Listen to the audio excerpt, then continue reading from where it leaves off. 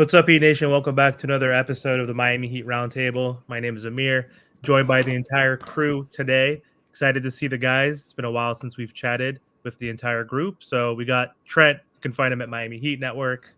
We got Ernest. You can find him at Miami Heat Talk. And of course, we got Martel. You can find him at the Miami Heat Zone podcast. So been kind of boring. Right now, we're in between the All-Star break and the next game for the Miami Heat, which is going to be on Friday against the Pelicans. So not a lot of news, not a lot of things have been going on. And quite frankly, I'm sure we all miss basketball a little bit right now. But this past weekend, we were able to watch, or I don't know about you guys, I didn't watch the All-Star game, thankfully, but it was All-Star weekend this past weekend. I did watch the Saturday night, skills challenge, 3-point shootout, and dunk contest. We could talk about that a little bit because we know some guys from the Heat represented All-Star weekend. But overall, man, it was trash from what I heard of. So thank God I didn't watch the game on Sunday.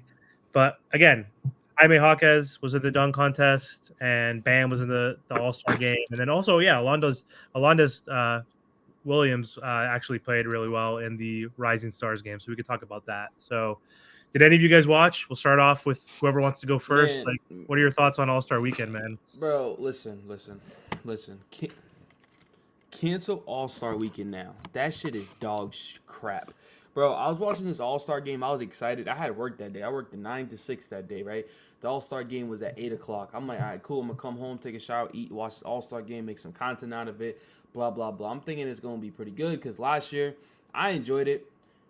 Yeah, this shit was fucking trash. Bro, they need to cancel the whole thing. The only thing that was entertaining to me, at least, was Steph versus Sabrina in the 3-point contest.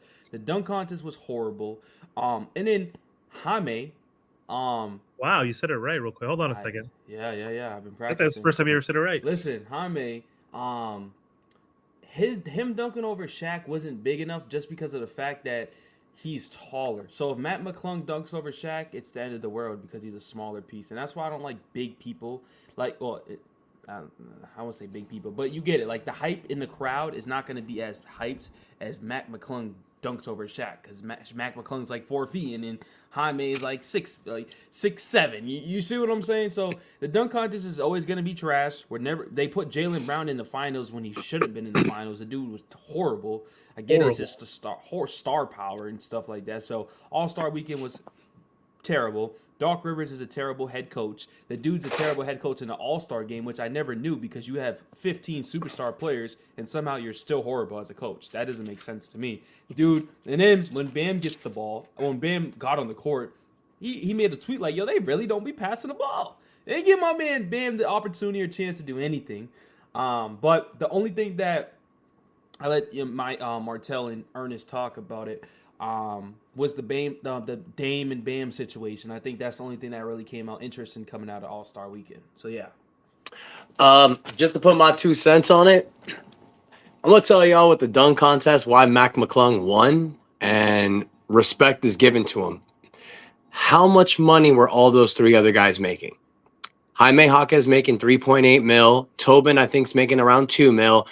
Jaylen Brown got the biggest contract in NBA history, while Mac McClung is making only $150,000 this season with the G League team.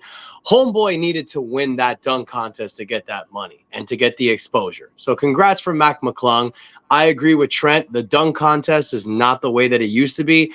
I grew up in the 90s and in the early 2000s. I no need to say more. The last awesome dunk contest I remember was 2016. With Aaron Gordon against Zach LaVine. I know Derrick Jones Jr. and Eric Gordon had a really good one in 2020 also, but 2016 was the best one recently.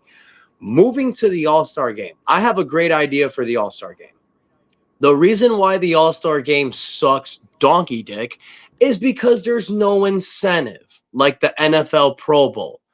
I don't even know if you guys know this or not. I don't know if they still do this because I don't really follow the sport that much. But I remember in the 90s and the early 2000s, I watched me a lot of baseball because the Florida Marlins was ripping ass. And I remember in the All-Star games you have the home run derby, but then you have the All-Star game. And the winner of the All-Star game gets home court advantage for the World Series.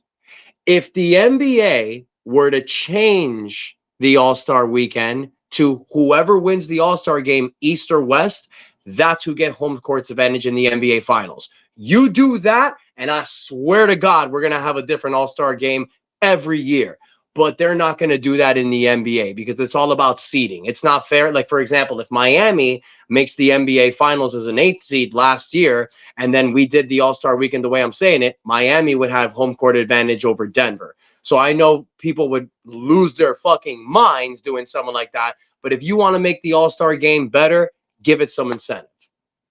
Yeah, I don't know if that would work also in general because most of those players are not going to be in the finals. So most of those players that like are not going to have to try as hard because they're like, hey, we're not going to make it to the finals. So it's only going to, but it will impact a few players like Jaylen Brown, Tatum, and a few other Embiid, whoever.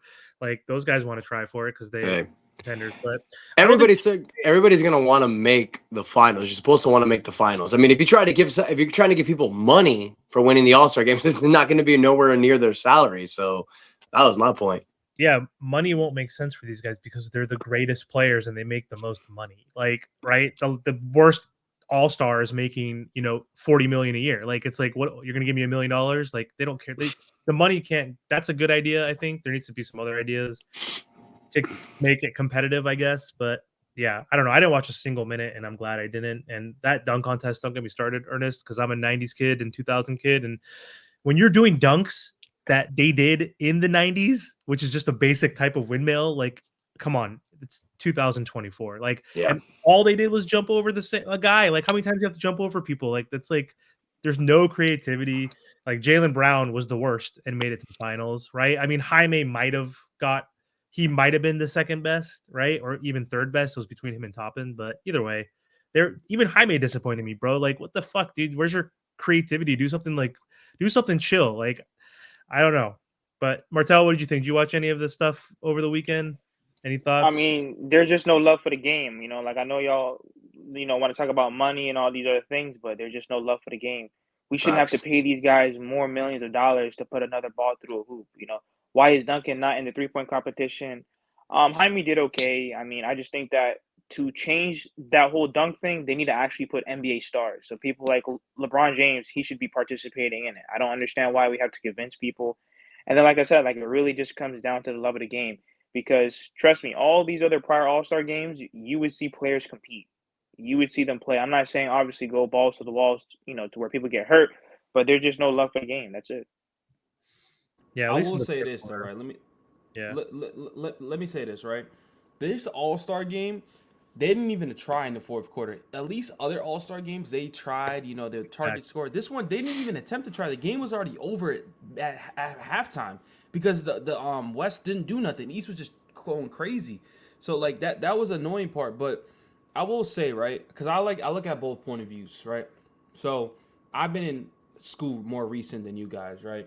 So this is their break, right? They look forward to this break, right? So I remember when I was back in high school, we had this break, and I'm like, yo, we're looking forward. We're gonna relax. We're not doing nothing about it.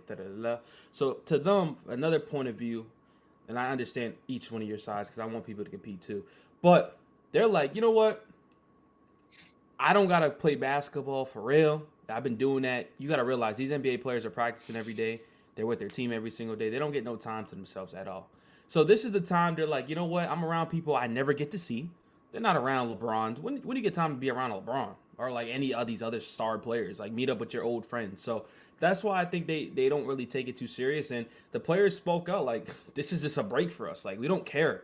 And it sucks for the league, unfortunately, because they're still trying to make money off this for Adam. So they're trying to make money off this and stuff like that. But I understand from the players' perspective, LeBron was playing in the All-Star game, and he's not even about to play in the next game that they're supposed to play in a real game. He's hurt.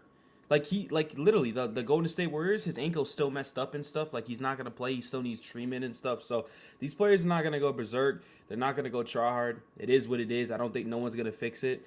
And we're just going to have to keep living with it. I think it's cool, though, when they keep adding, like, a little events like Steph versus Sabrina. I don't know. I really like that. I found it very entertaining. She was not missing. She was wet.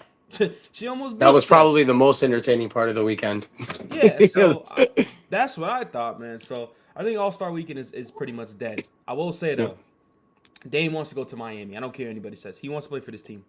Dame wants to play for Miami. And don't be surprised if some Dame lands on our team. I don't care. He's landing on the Miami Heat until when his career is done and over with. He's playing with this organization. He's playing with this team for a fact. I just know it. Well, that's a great segue.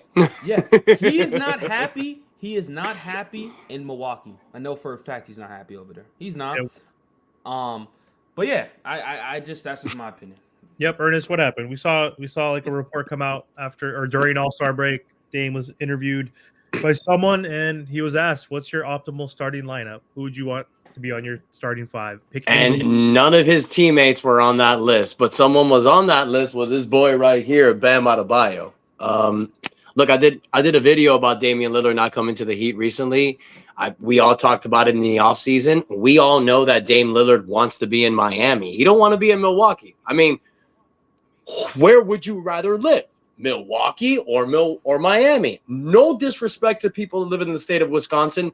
No disrespect to Milwaukee. I love that 70s show. I'm a huge fan of that TV show. It's based off of Wisconsin. Y'all have your cheese, and that's cool. But you can't tell me that this dude who was living in Portland for 11 years, he wanted to be in Miami, demanded to come to Miami, and at the 11th hour, Milwaukee swoops in and steals him. Of course the dude ain't happy. He's going through a divorce. Where do you think you want to go through in a divorce? That cold-ass weather in Milwaukee or seeing the sixth man of the Miami Heat, the big booty Latina women that live down here? Who would you rather be around? Of course he wanted to be with the Heat. He's upset. He's annoyed. He won the three-point contest and the All-Star MVP to shut everybody up that was talking crap about him. Trent, I don't agree. I don't think he's going to get to Miami. It's just not going to happen. He was the one that did it himself. Be a man. If you want to say you want to go somewhere, be a man and stick with your guns. He bitched out. Portland didn't want to send him to Miami. He should have done what James Harden did. He should have stayed his course. He should have continued to play chicken. He was the one that pulled out at the last second. He was the one that said, send me to Milwaukee or Brooklyn if you don't have anything in Miami, and they did. So he shot himself in the foot. Heat fans, we done with Lillard. You're gone. Goodbye. That dream is over. Move forward. Yeah, but I will say, not to cut you off, Martel and Amir, Dame's personality is not like that. James Harden's a drama queen. He's a drama queen. He does whatever it takes to do whatever it takes. And honestly, where has it got him? And unless he wins a championship with the Clippers, all that drama queen stuff hasn't done much for James Harden. It got him to the teams that he wanted to play for, but they all been disasters, right? True.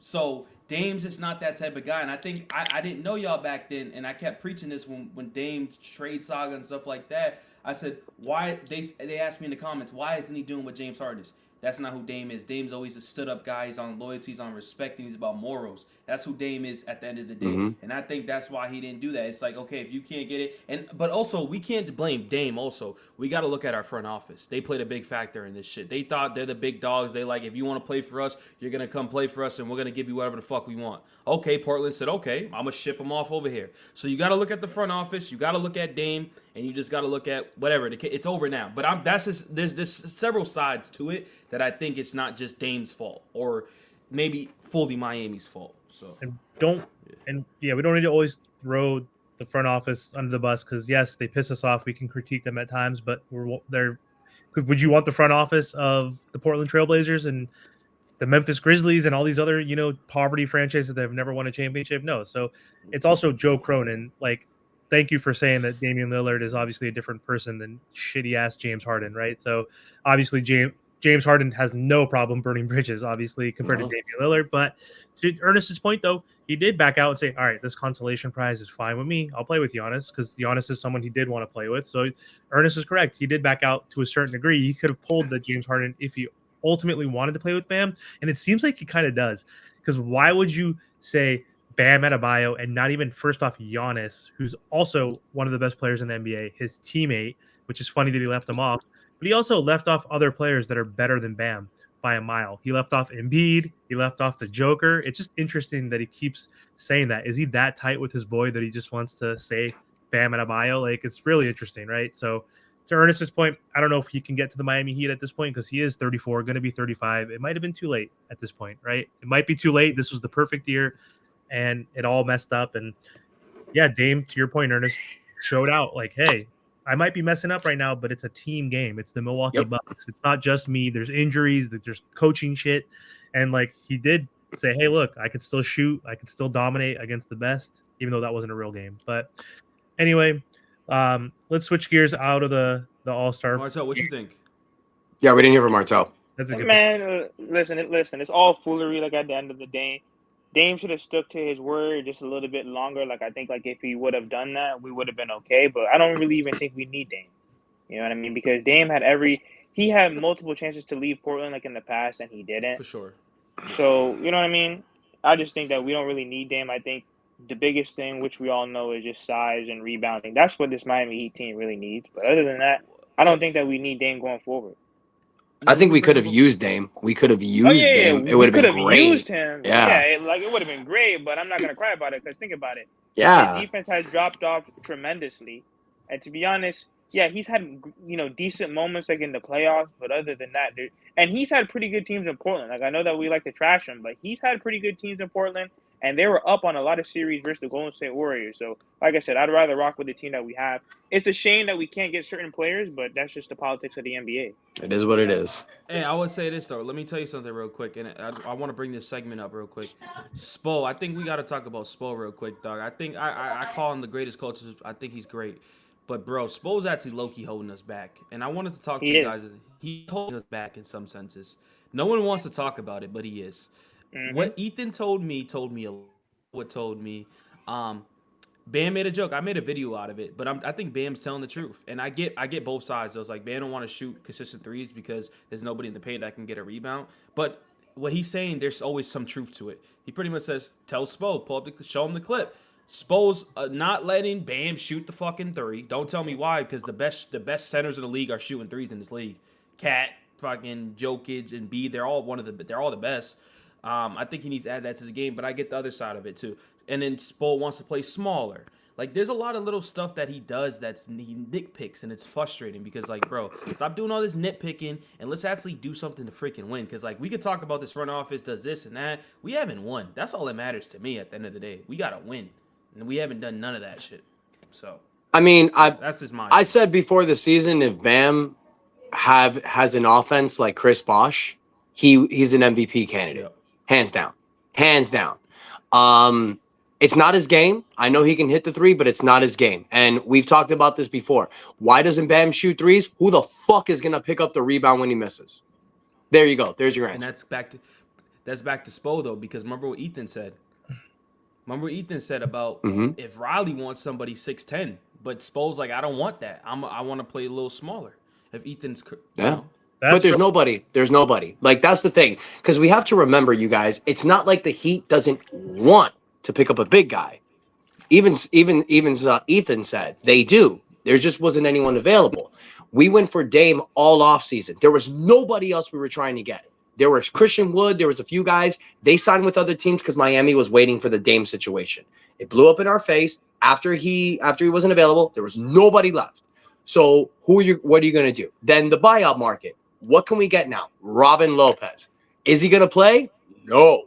Like, was Thaddeus Young or Danilo Gallinari going to play in this team? No. That's why we picked up DeLon Wright, because Rozier's hurt, Richardson's hurt, so we're going to need somebody to play those positions. I just feel that it's not like Spo doesn't want a big guy. I'm sure he'll play a big guy down there if the guy is good enough. We just don't have it. Thomas Bryant, he got minutes earlier this season, but he sucks defensively. And Spo, he likes guys he likes playing the small ball, but he likes guys that are centered around defense. That's why you see Highsmith play a lot. That's why you see Martin play a lot. I just feel that I think Bam can shoot threes. I agree with you, Trent. It's just there's nobody that's going to grab the rebound, honestly. Ernest, let me tell you something. Denver, my fault, Amir, but the Denver Nuggets has recently just won a championship. They weren't known as the great defenders on their team. They just whooped their ass. They had better offensive players than us. Look at their whole starting lineup: Jamal Murray, Michael Porter Jr., Aaron Gordon, Jokic. Everybody could score. Bruce Brown. What you just said right there, you have three guys in the front court that are all 6'10" and above. Yeah, that's true, right? But guess what? They're also very good offensive skill. Like Michael Porter Jr., don't leave him open, right? Mm-hmm. Aaron Gordon was always a proven scorer back in Orlando days. and he still has it to this day. Like that team, just like bro, I tell you guys this all the time. This is a scoring league. This is just a scoring league. That's it. Like you just scored. You just see the All-Star game. I get they don't play defense, but they just scored 200 points. That's what the Miami Heat need to do, bro. And that's got to fall on guys like Tyler Hero and Duncan Robinson. Like, if we want to compete with the best in the playoffs, you need our guys that can put the ball in the hoop to put it in the hoop. And one thing we need to start focusing on the second half of the season, I saw Tim Hardaway today on the OGs podcast with Mike Miller and Udonis Haslem, and he was right. Terry Rozier needs to get this ball more in the second half of the season. They need to give Rozier more of a focal point on offense, because Tim Hardaway was right. If you center the offense around Rozier and you allow Tyler to do his 20 to 30 and get Duncan his shots, it's going to allow the pressure to come off of Jimmy. Now Jimmy can focus on being who he is, the best two-way player in the NBA, the best defensive wing in the NBA, and in the fourth quarter, the guy that'll break hearts. You let Bam do what he does. But when I heard Tim Hardaway say that today, I'm like, damn, that's a really good point. For sure. Just to counter some of the stuff you guys have been saying, I'll try to go reverse order. So defense is important, though, because the Nuggets last year, Trent, and this year were one of the only few teams like Boston that were top 10 in offensive rating and defensive rating. So they were obviously a better offensive juggernaut with Jamal Murray healthy, Joker, one of the best. But like overall, they were a top 5 defense. So like I know offense matters more. It's a scoring league now, but defense still matters. And I could tell you a stat. In the last 2 weeks, the Miami Heat, in the last 8 games, we were 6-2 before the break. We were the 3rd best defensive team in the NBA in the last 2 weeks. So again, offensively, we're dog shit. We're 25th. We can't score. We're like bottom in the NBA in scoring. So defense still is important. But to your point, if we're going to win, we need to be good at defense and offense. So, of course, to what Ernest was saying about Terry Rozier getting the ball more in his hands, Duncan getting more minutes, shooting better, all that is definitely important. But also going back to the Bam three-point shooting thing, I think that's all BS. Like, if Bam wanted to shoot threes, Eric Spoelstra is not going to stop him. Like, also, we're talking about who's going to rebound. It's offensive rebounds. We're horrible at offensive rebounding, even with Bam right now down in the post. We're ranked 20th. We're 29th in defensive rebounding. That's why we always talk about we need to upgrade in size. We're 27th overall in rebounding. So who cares if Bam's shooting threes? Make them at a high clip. Then it doesn't matter because it's hard to offensive rebound in the NBA, right? Like it's easier to get a defensive rebound because you're in position. So I understand what you guys are saying, obviously, but also it's a psychological thing with Bam right now. He's not the greatest shooter. He's been developing slowly and slowly. Like when he first started and he was playing behind Whiteside, he was only a dunker, only in the dunker spot, only hook shots, couldn't shoot, couldn't do any turnaround fadeaway, no mid-range. He's developing it, and he will. He's still 26. Chris Bosh was a little bit older when he came to the Heat, and if he can shoot like Chris Bosh, to your point, Ernest, and like shoot consistently from the top of the key, from the corners like a Kevin Garnett, and then eventually extend it to the three-point range, he's going to be unstoppable. But he's not an offensive player. You can tell it's in his mindset. Like, imagine, Trent, you're a hooper. Ernest, you play. If you're not like the greatest shooter, you usually drive and attack the rim, right? And like, if you shoot and you're inconsistent, you do hesitate psychologically. So I don't think he's going to get punished, and Spo says that shit to him. It's just not his most effective part of his game yet. Yeah, I mean, Chris Bosh didn't become a three-point shooter until towards the tail end of his career when he was in his 30s. And with Bam, I don't think he needs to do that. Like that, you develop that part of your game when you get older. Like when you're a guy that can get to the paint and finish, you don't need the shot. Like it's great to have it, like Vince Carter and Tracy McGrady. But when you're a guy that can finish at the hoop at that size, you really don't need the three-point shot. Now, I agree with Trent. Some of the best centers in the NBA are centers that can hit threes. It would be nice if Ben has that part of his game, but the fact that he doesn't take that many three-point shots shows me that that's not an element of his game. It definitely can happen towards the future, but I mean, and if we say that Bam's not an offensive player, I mean, the last 2 to 3 seasons, he's been averaging about 20 points a game. So to me, that's an offensive player. If you can average 20 points a game, you're a fucking scorer. So Bam, Jimmy, and Tyler are all averaging over 20 points a game for the last 3 years. Yeah, that's a ceiling, though. We know that's a ceiling, but he's a damn good. Not many people get 20 points per game. I mean, a lot of people do, obviously. There's like 70 people that can do it, but how many players are in the NBA? So that's a good point as well. I mean, I'll bring this point up, though, because I played ball my whole life. for you to get it better, you have to work on your game. So you're telling me each off season he's not working on that and then brings it to the court? That's my problem. That's the problem that I have with I couldn't use my left hand, right? So first year, I'm using straight right hand. Oh, the next year I come back, I'm using my left hand. I'm not going to use it during the off season and go into the games and be like, I'm not going to use it. No. So like I said, it is more a Bam and thing, but I do think Spo will be like, but yeah. That's the weirdest shit though. It's like a psychological thing. You have to give credibility to defense because these are the most elite players on earth.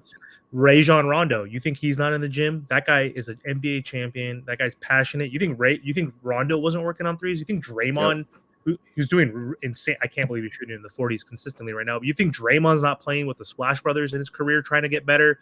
You know, Russell Westbrook, Ben Simmons, even like these guys. Their office, we go to an office or we go to a work site and that's like our job. Could you imagine if you're like, all right, I got to go to the office, got to go lift some weights, I got to go shoot 1,000,000 shots, like we're in heaven, right? So like they're trying, but there's different elements, right? There's just some players just can't shoot like a Steph Curry, and I don't even want to say Steph Curry, like some people just can't, like a Rajon Rondo like never got much better at shooting. So it's a weird thing. It's like a psychological thing, but then also you have to give credit when the lights shine. There's that element. There's different variables. But anyway, this was good that we hopped on because, again, we didn't know what the hell we were going to really talk about. Because individually, it's harder when there's no games going on. But, like, when we get together, this was fun. Like, we just shoot the shit and start talking about the team and we think about different things, which is good. So I'm happy that we were able to hop on today and give you guys just a quicker, I guess it's not a quick video. It's 26 minutes. We're at 26 minutes, but this is a shorter video for a roundtable. But we will definitely get back to you soon once the NBA starts on Friday. We have a 4-game road trip that's going to be super important, playing against the Pelicans, the Kings, the Nuggets, and the Trailblazers. So we tough one. Yeah, it's going to be a tough road trip. And the month of March, though, it gets a lot easier. So we talked about that before. We have a lot of easier games. I think we have like the 5th or 6th easiest schedule for the remainder of the year. So that should be music to our ears, and hopefully we get healthy in time. But also, do you guys know if Jimmy Butler is playing and Terry Rozier? I don't think I saw any. No updates. No updates are given yet. I think they're questionable right now. I know Richardson's out. Richardson's out. He's going to be out probably for another couple weeks. But is it any word on Jimmy at least? Because obviously he's not hurt. So nothing yet. He'll probably come out like on Thursday. Usually, like a day or two before. That's when injury reports come out. Okay. Well, we know he's on IG now, working out, like trying to get back into shape after he hasn't. I think he'll be good to go, ready. Maybe not the game against New Orleans, but one of the games in the trip, hopefully. He better be. We need him. But anyway, it was good talking to you guys. Thanks for hopping on, and we'll come back hopefully this weekend or early next week. Well, before we close off, everybody remember Miami Heat Network. Team to be Miami Heat Talk, and I know Martell dropped off, but the Miami Heat Zone podcast. Don't forget to like, subscribe to the channel, subscribe to all 4 channels. We're all trying to do big things to give you guys updates. Please continue to love, continue to support. Until next time, guys, Miami Heat Roundtable out. That's enough said. Peace out, guys.